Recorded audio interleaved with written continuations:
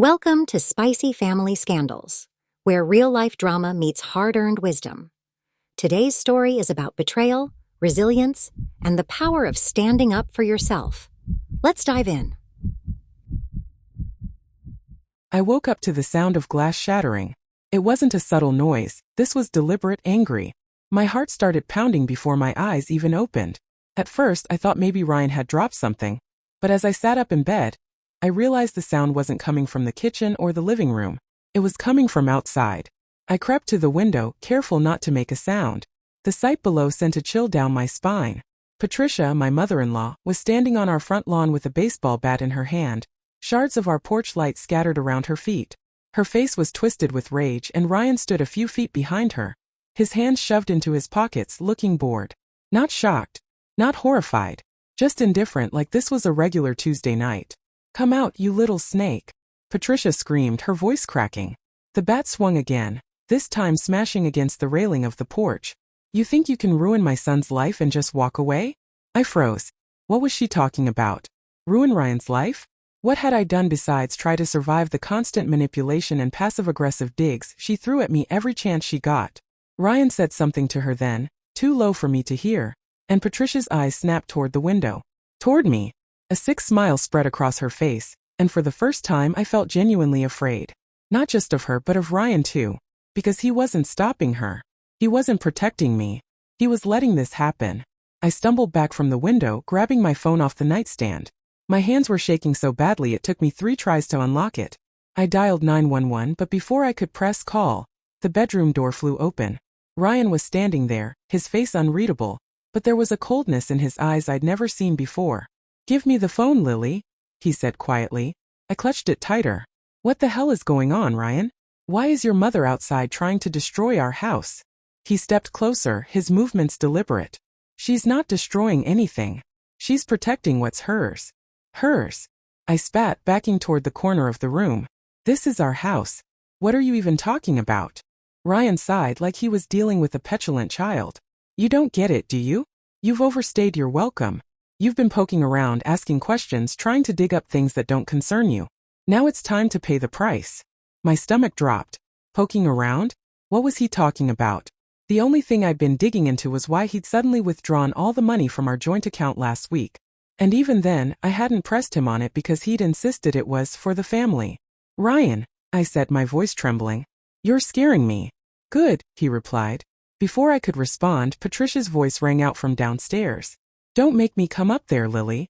You're not walking away from this." I didn't wait to find out what this was. I bolted past Ryan, shoving him hard enough to throw him off balance. He cursed, but I didn't stop. I ran down the hall toward the back door, adrenaline propelling me forward. As I reached the kitchen, I heard Patricia's bat slam against the front door, the wood splintering under the force. I barely made it outside before the kitchen window shattered behind me. The cold night air hit me like a slap, but I didn't stop running.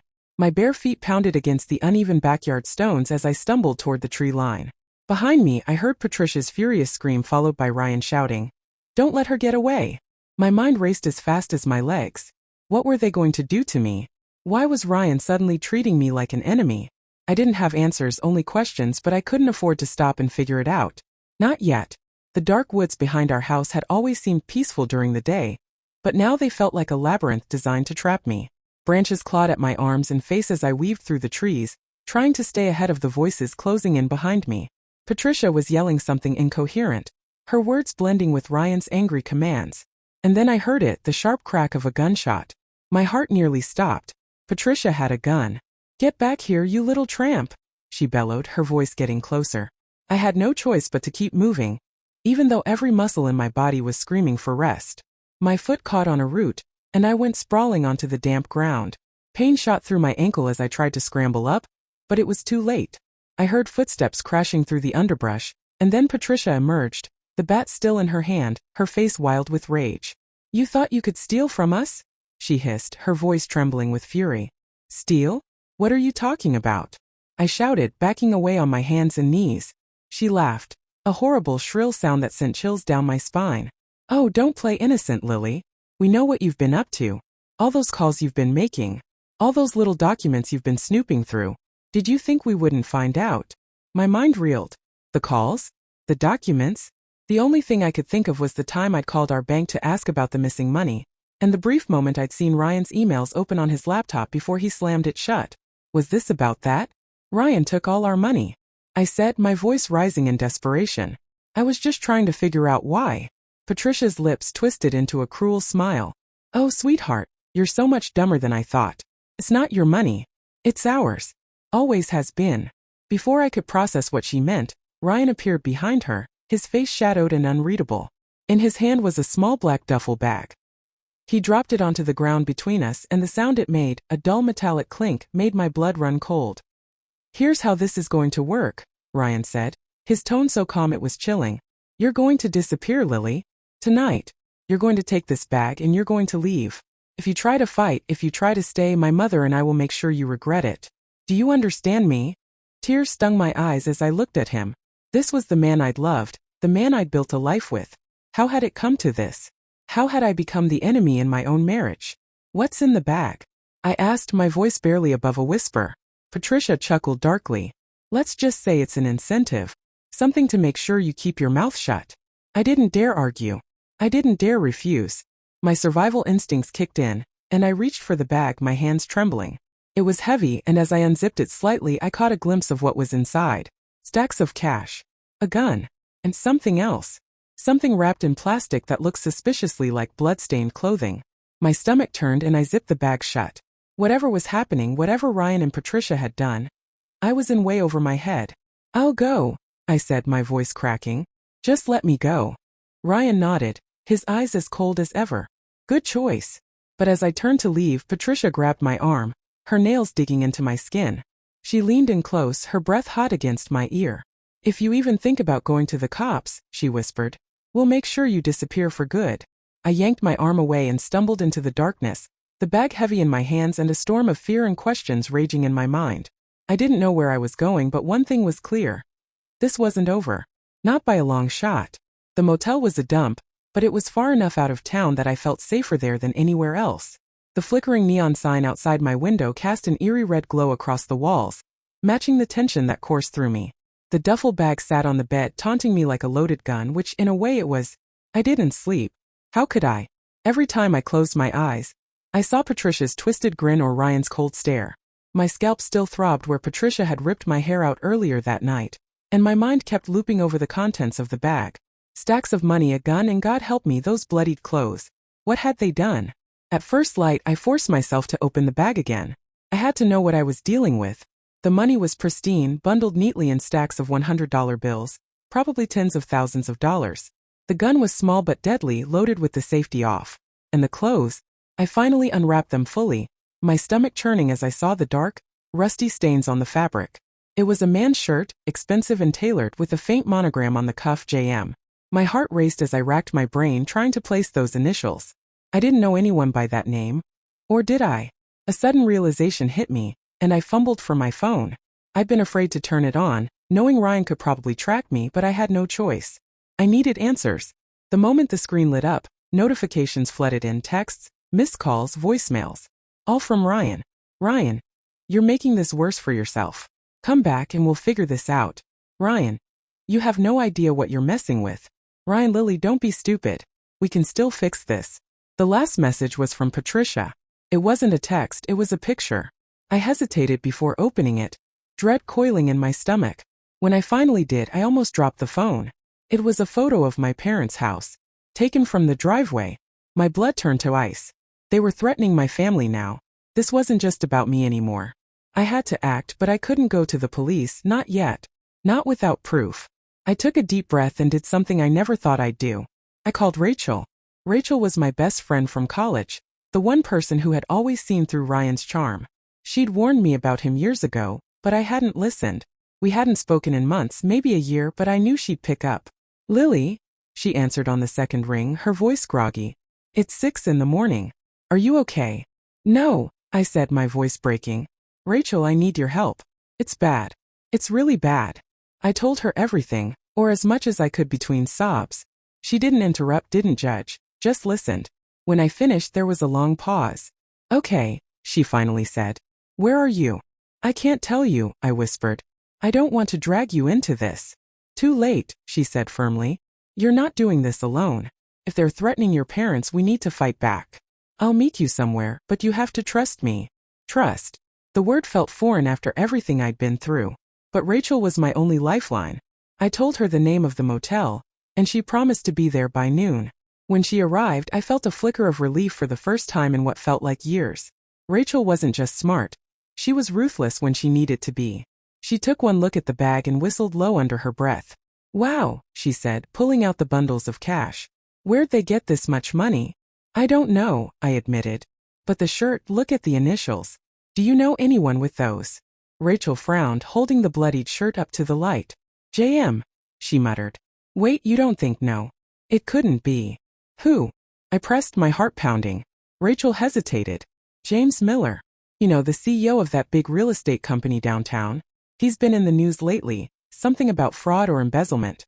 If this is his shirt. Her voice trailed off, but we both knew what she was implying. If this shirt belonged to James Miller, then Ryan and Patricia weren't just schemers, they were murderers. I felt like I was drowning, the weight of it all crushing me. What do we do, Rachel? She looked at me, her eyes hard and determined. We find out the truth. And we make them pay. For the first time, I felt a spark of hope. I didn't know how this would end, but I wasn't going to run anymore. Ryan and Patricia thought they'd broken me, but they were about to learn just how wrong they were. Rachel didn't waste any time. The moment she decided we were going to fight back, she sprang into action like it was a war she'd been waiting for. She spread the contents of the duffel bag out on the cheap motel bed, her expression sharp and calculating. We need to be smart about this, she said, pulling out her laptop. We're dealing with people who clearly don't care about breaking the law or hurting anyone who gets in their way. I watched her fingers fly across the keyboard, but my mind was spinning too fast to focus on what she was doing. Rachel, if that shirt belongs to James Miller, do you think Ryan and Patricia killed him? She didn't look up. It's possible. Or they're framing someone else for it. Either way, we need proof before we take this to the police. If we mess this up, they'll just twist the story, and you'll end up looking like the crazy wife trying to ruin their lives. Her words stung because I knew she was right. Ryan was a master manipulator, and Patricia was even worse. If we didn't have something solid, they'd spin this whole thing around and make it look like I was the villain. Rachel tapped a few more keys, then turned the screen toward me. Look at this.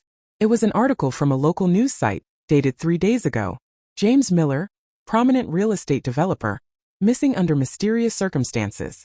There was a photo of him, a tall, silver-haired man in a crisp suit. My blood ran cold as I recognized the shirt in the picture. The same shirt that was now lying bloodied on the motel bed. They did it, I whispered. They killed him. Maybe, Rachel said cautiously. Or they know who did. Either way, we need to figure out where they got that money. And why they're so desperate to get rid of you. I sat down, my head in my hands. I don't even know where to start. Rachel gave me a grim smile. Luckily, Ido. She spent the next hour digging through public records, social media posts, and anything else she could find. Meanwhile, I tried to piece together everything I knew about Ryan and Patricia's sudden shift. It all came back to the money, those mysterious withdrawals from our joint account. But why?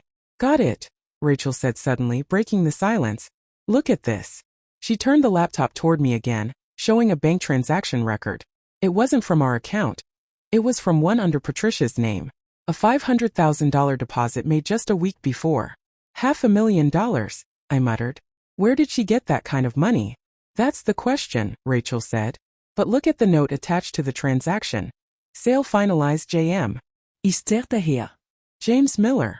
She nodded. This looks like some kind of payment, but for what? And why would Patricia and Ryan need it so badly that they'd? She trailed off, her eyes darkening. Lily, I think they were blackmailing him. Blackmailing him? For what? Rachel shrugged. Could be anything. Fraude, corruption, à dirty affaire. Whatever it was, it must have been big enough for him to pay them off. But something went wrong. Maybe he threatened to go to the police, maybe he refused to pay more. And now he's missing. The pieces were falling into place, but they didn't make me feel any safer. If Rachel was right, Ryan and Patricia weren't just scheming. They were desperate. And desperate people were dangerous. As I processed everything, Rachel closed her laptop and stood. We're going to pay Patricia a little visit. What? I said, my voice rising. Are you insane? She tried to kill me, Rachel. Rachel gave me a look that was equal parts annoyance and determination. Exactly. Which means she's scared of you. Scared enough to make mistakes. If we play this right, we can get her to slip up. And when she does, we'll have what we need to take her down. My instincts screamed at me to stay hidden. But Rachel's confidence was contagious. If anyone could outsmart Patricia, it was her.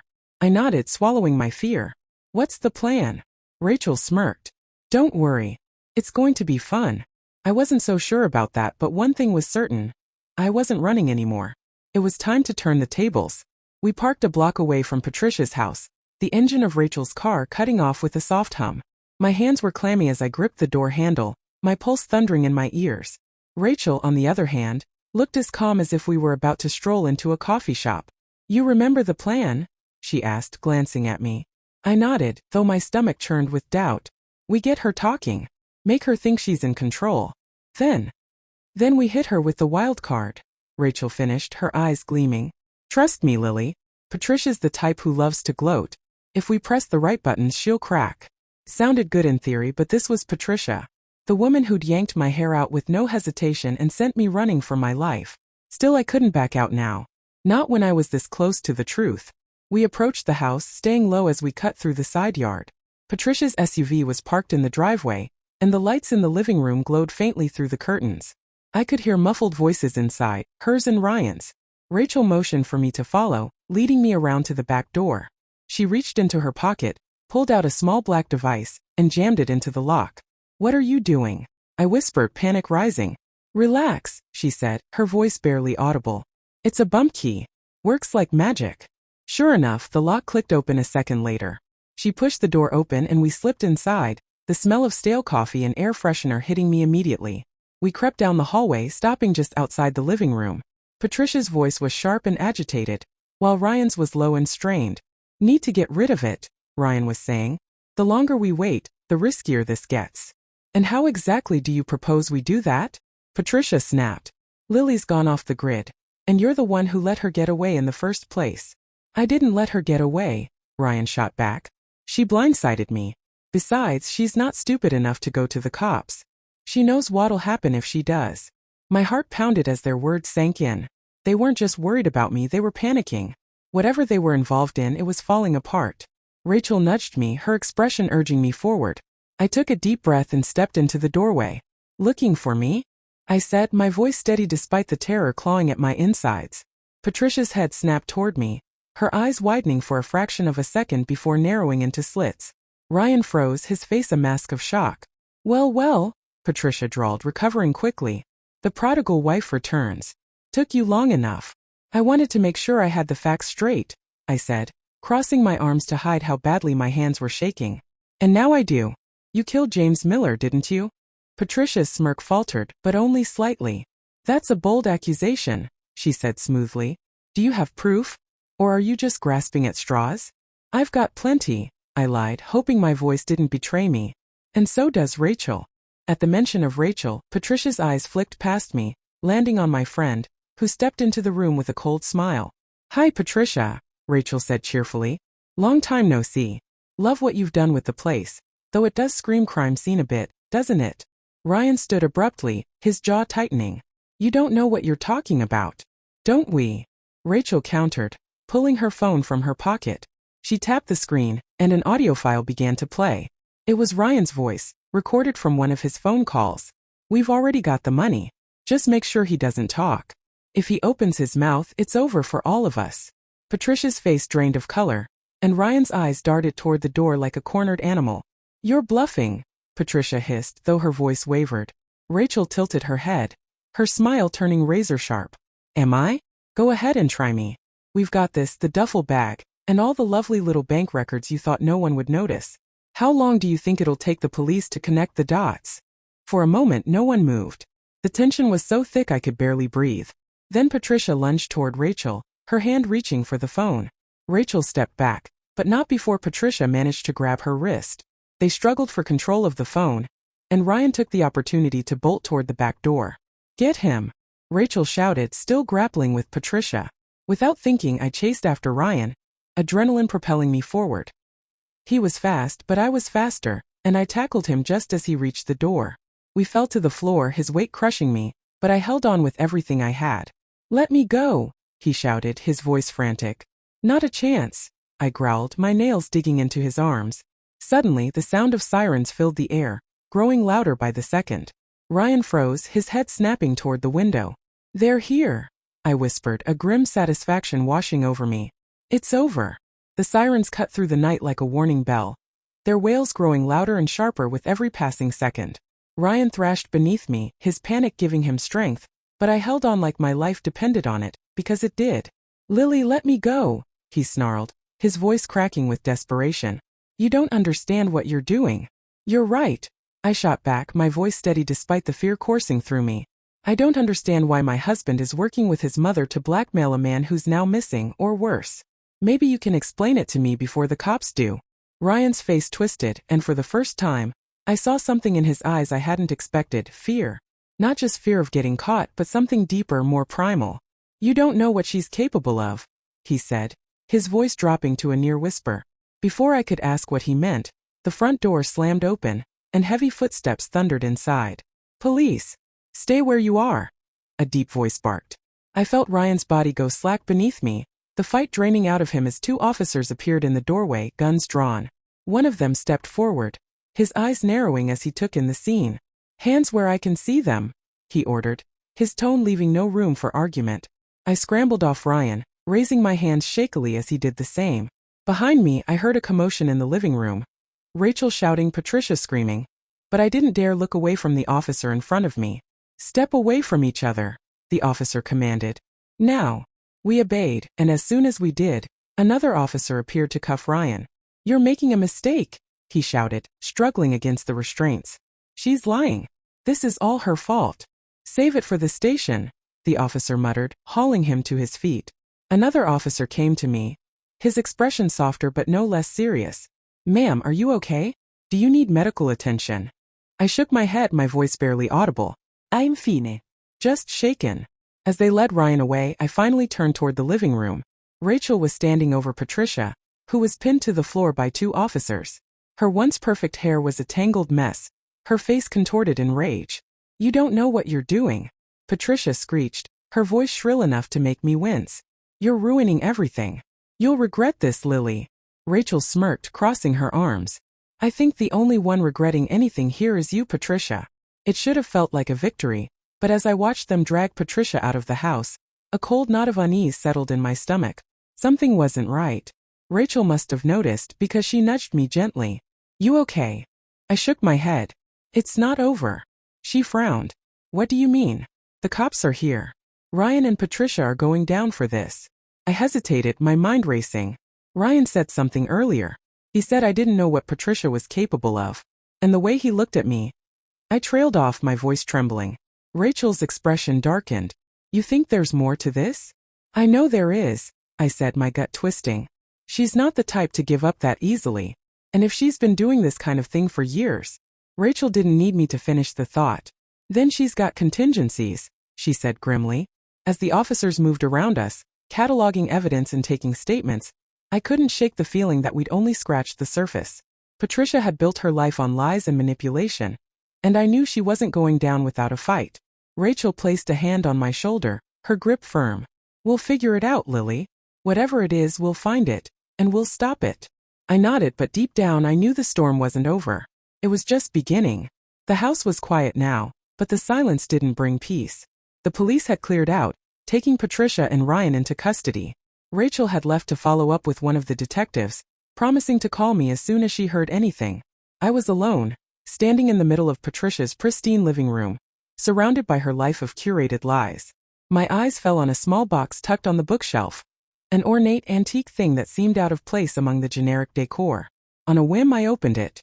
Inside were photographs, dozens of them. Some were of Ryan as a child, looking scared and small, standing next to a younger, fiercer Patricia. Others were of people I didn't recognize, men and women, all posed with Patricia at various events. One photo caught my eye. It was James Miller. He was standing beside Patricia, holding what looked like a contract. Both of them were smiling, but his smile didn't reach his eyes. My heart sank as I realized this wasn't just about money or greed. Patricia had been playing this game for years, weaving her web of manipulation, using people as pawns. I found another photo, this one of Ryan as an adult, sitting across from a man I didn't know. Ryan's face was tense, his hands clenched into fists on the table. Written on the back was a date, just 2 weeks before we got married. It hit me then. Ryan had been a victim too. Maybe not entirely innocent, but Patricia's control over him was suffocating, absolute. She had shaped him into her tool, breaking down his will and his morals until he became the man who stood by her side, no matter the cost. But that wasn't an excuse. We all make choices. And Ryan had chosen to stand against me, to let Patricia turn our marriage into another casualty of her schemes.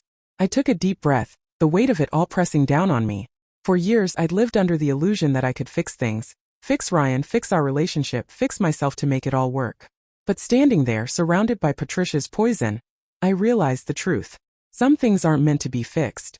Some things need to be left behind.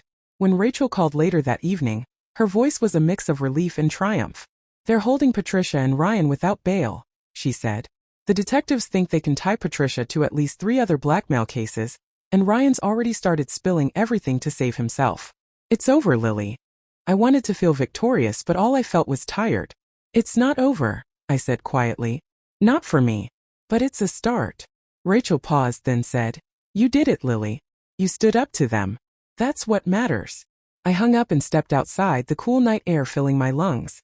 The stars above seemed brighter than they had in years, and for the first time I didn't feel trapped. Life wasn't going to be easy after this. I had no money, no home, and a mountain of emotional scars. But I had something I hadn't had in a long time: clarity. Patricia had taught me the importance of control, how it could be wielded like a weapon. But I wasn't going to use it to hurt others. I was going to use it to reclaim my life piece by piece on my terms. Ryan had taught me a harder lesson. That love isn't enough when trust and respect are gone. And that sometimes walking away isn't just an option. It's survival. As I stood there looking up at the stars, I made a promise to myself. I would never again let someone else dictate my worth. I would never again give away my power for the sake of keeping peace. I wasn't broken. I wasn't defeated. I was free. And that, I realized, was the real victory.